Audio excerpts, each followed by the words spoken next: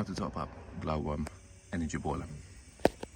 So this one is a bit tight, but underneath you'll have two valves.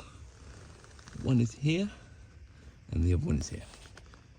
Okay, one of them turn on there and the other one there, so they're both black. So, and then we watch pressure going up. So see, it goes.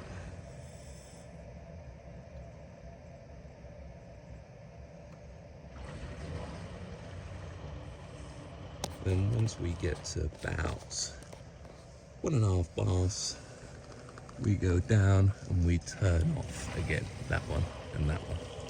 So we watch the pressure, it's about there, we turn one off, then we turn the other one off. Let's get a better picture, which is that one and that one.